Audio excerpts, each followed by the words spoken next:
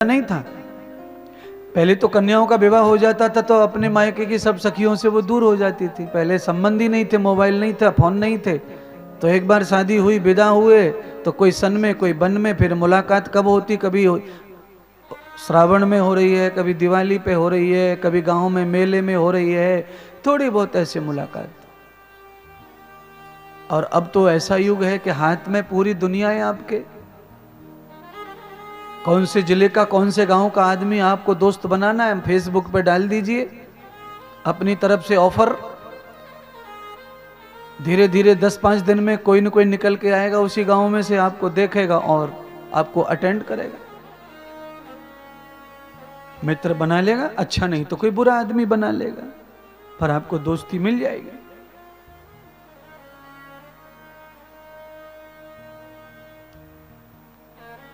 पर सुनिए, महात्मा इंद्रदेव को एक पंक्ति याद आ गई है, उसे मैं अब गाता हूं थोड़ा ढोलक के साथ में। ये जो फेसबुक, ट्विटर, मोबाइल के जो मित्र हैं वो कैसे होते हैं, जरा बहुत सुनिए कथा। गली गली में मित्र तुम्हारे हाथ पकड़ कर डोल रहे, पग पग पर ये मीठी वाणी कोयल जैसी बोल रहे। बनी के साथी बिगड़ी में तो, बनी के साथी बिगड़ी में तो धोखा देंगे यार तुझे। कह दिया कितनी बार तुझे रे, कह दिया कितनी बार तुझे, कह दिया कितनी बार तुझे रे, कह दिया कितनी बार तुझे। हाँ, कह दिया कितनी बार तुझे रे, कह दिया कितनी बार तुझे, कह दिया कितनी बार तुझे रे, कह दिया कितनी बार तुझे।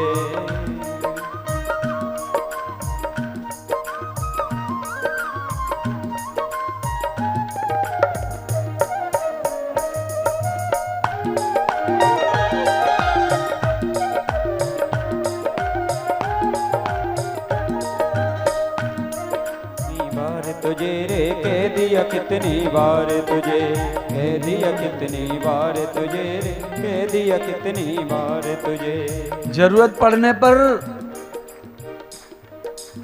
ये आपको ग्रुप में से निकाल देते हैं। आपको कुछ जरूरत हुई, इनका अकाउंट ऐसा है कि जिसे आप पकड़ नहीं सकते। इन्होंने खाली लप लपा के मतलब में दोस्ती जोड़ी है तुमसे, लप लपा के।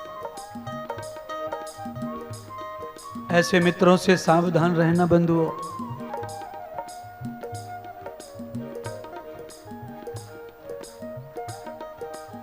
गली गली में मित्र तुम्हारे हाथ पकड़ कर डोल रहे, गली गली में मित्र तुम्हारे हाथ पकड़ कर डोल रहे। पग पग पर जो मीठी वाणी कोयल जैसी बोल रहे, पग पग पर जो मीठी वाणी कोयल जैसी बोल रहे। बनी के साथी बिगड़ी में तो, बनी के साथी बिगड़ी में तो धोखा देंगे यार तुझे, धोखा देंगे यार तुझे। कह दिया कितनी बार तुझे, बाबा कह दिया कितनी बार तुझे, अल्लाह कह दिया कितनी बार तुझे रे, कह दिया कितनी बार तुझे, कह दिया कितनी बार तुझे रे, कह दिया कितनी बार तुझे। क्या है भजन?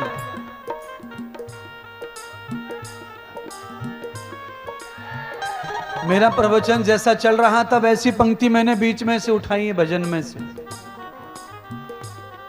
भजन क्या है, अब इसको मैं सीधा गाता हूं। राम नाम का सुमिरन कर ले, कर दे भव से पार तुझे। राम नाम का सुमिरन कर ले, कर दे भव से पार तुझे। कह दिया कितनी बार तुझे रे, कह दिया कितनी बार तुझे, कह दिया कितनी बार तुझे रे, कह दिया कितनी बार तुझे। राम नाम का सुमिरन कर ले, राम नाम का सुमिरन कर ले, प्रभु नाम का सुमिरन कर ले, प्रभु नाम का सुमिरन कर ले। कर दे भव से पार तुझे, कर दे भव से पार तुझे। कह दिया कितनी बार तुझे रे, कह दिया कितनी बार तुझे, कह दिया कितनी बार तुझे रे, कह दिया कितनी बार तुझे, कह दिया कितनी बार तुझे रे, कह दिया कितनी बार तुझे।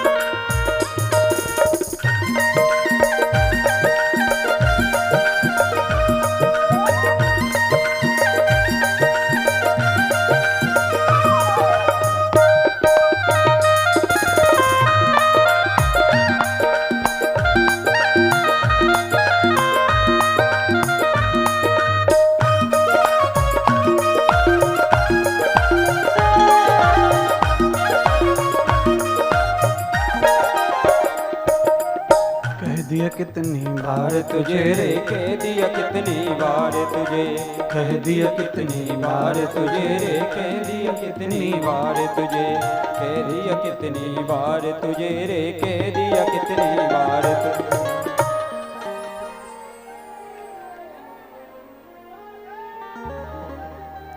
थोड़ा थोड़ा सुनाते चलेंगे बीच बीच में पंक्तियां।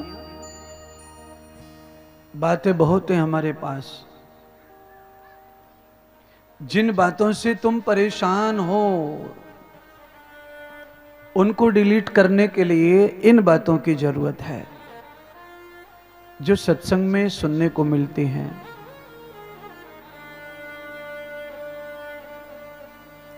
मोबाइल के जितने मित्र हैं बंधुओं, ये सब वही हैं, मीठे ठग। इनसे कभी तुम्हारा भला नहीं होगा, कभी ये कभी नहीं आएंगे।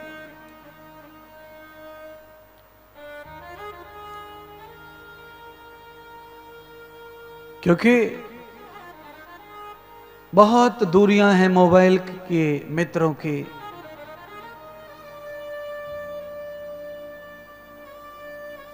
इलेक्ट्रिक मीडिया, सोशल मीडिया, ये आदमी को नजदीक करता है, पर आदमी कभी नजदीक नहीं होता। ऐसा दिखता है। वीडियो कॉल करो, सब लोग यहीं देखने लगते हैं, चाहे वो कितनी भी दूर रहते हैं, पर वो जहां है वो वहीं रहेंगे। आपको जो बोलना है बोल लो, वो सुन लेंगे। उधर से वो बोलेंगे, तुम सुन लो। पर वहां से वो गिलास में शरबत पिला रहे हैं तो तुम पी सकते नहीं, तुम यहां से दूध पिलाओ, वो पी सकते नहीं। बस ये समझ लो। तुम्हें संकट पड़ा है, जरूरत पड़ी है, मोटरसाइकिल से गिर गए हो, पानी पानी कर रहे हो, आपको इतना होश है कि आपने पानी मांगा मोबाइल से, वो कह रहे हैं हम क्या करें, हम पास होते तो जरूर पानी पिलाते, पर कैसे करें, बहुत दूर है। इसलिए महात्मा इंद्रदेव बताना चाहते हैं, मित्र भी ऐसा होना चाहिए कि आप जहां चाहे वहां वो याद करें और वहीं हाजिर हो जाए, पानी लेकर के, साधन लेकर के। और वो तो आप सब जानते हैं, वो मित्र तो भगवान ही है। त्वमेव बंधु च सखा, वो मित्र भगवान है, वो तो रघुनाथ है,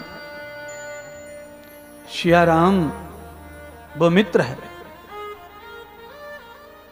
सुग्रीव कहां,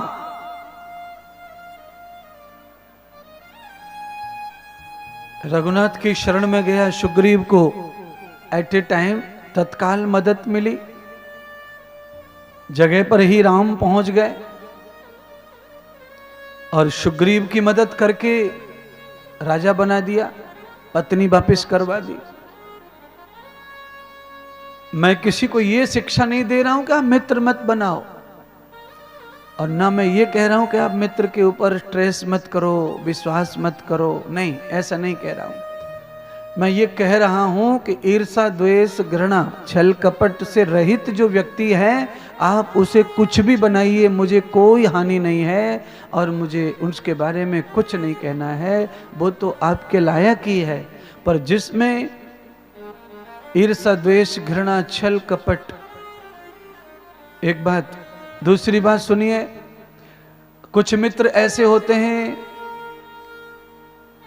कि अपने घर वालों को छोड़ देंगे, माँ बाप को छोड़ देंगे और किसी को मित्र बना लेंगे, उसको सपोर्ट कर देंगे, माता पिता को त्याग देंगे। अपने माता पिता परिवार को त्याग कर किसी एक व्यक्ति को मित्र बना करके आप जीवन देते हो, तो मैं आपको बताना चाहता हूं कि जो अपने माता पिता का नहीं हुआ है वो तुम्हारा भी आगे चल के होने वाला नहीं है। आगे चल के वो आपका भी नहीं होगा। 20 साल 22 साल में उसने माँ बाप को छोड़ दिया, 5-6 साल में वो आपको छोड़ देगा और किसी को पकड़ेगा, फिर और किसी को छोड़ेगा और पकड़ेगा। क्योंकि उस व्यक्ति में अंदर छल भरा हुआ है, स्वार्थ भरा हुआ है। जिन माता पिता का खा के पी के बड़ा हुआ, उनका ही वो नहीं हुआ, तुम्हारा तो कुछ खाया न पिया। इसीलिए अंधेरे में गुरु, अंधेरे में चेला मत बनो, अंधेरे में मित्र मत बनाओ, खोल करके आंखें देख कर बनाओ। गुरु भी मत बनाओ अंधेरे में, गुरु भी प्रकाश में बनाओ।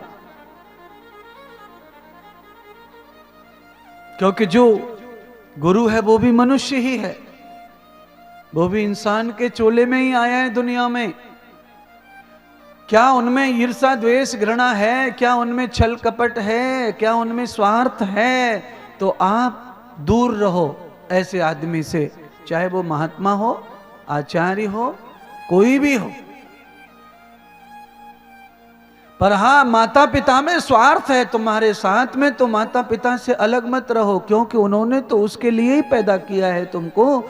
इसलिए माता पिता का कितना भी स्वार्थ हो औलाद से, तो भी माता पिता के साथ ही औलाद को जीवन भर रहना चाहिए। क्योंकि उन्होंने तो उसी भाव से तुम्हें भगवान से मांगा कि हमारे वंश को बढ़ाने वाला, हमारी सेवा करने वाला, हमारे घर को चलाने वाला, हमारी संपत्ति को रखवाली करने वाला, हमें मरते समय अग्नि देने वाला, आए विपत्ति संकट में हॉस्पिटल ले जाने वाला, हमारा अंतिम संस्कार करने वाला, हम कहाँ मरेंगे, कहाँ पड़ेंगे, कौन जलाएगा, कौन भस्म करेगा, उन सारी आशाओं को लेकर के हम सब लोग बच्चा चाहते हैं, औलाद चाहते हैं, अपना चाहते हैं। तो उनका स्वार्थ जायज है। पत्नी का कोई स्वार्थ है वो जायज है, पति का कोई स्वार्थ है वो जायज है।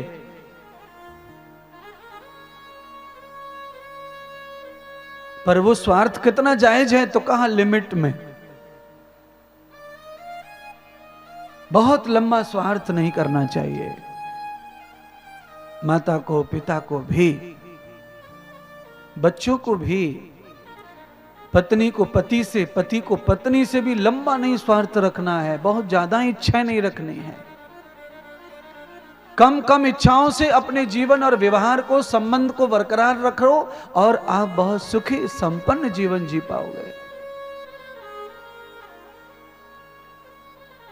जब हम ज्यादा आशा कर लेते हैं किसी से और वो आशाएं जब पूरी नहीं होती हैं, तो फिर दुख होता है, अंदर रोना आता है, परेशानी होती है, नए नए ख्याल आते हैं।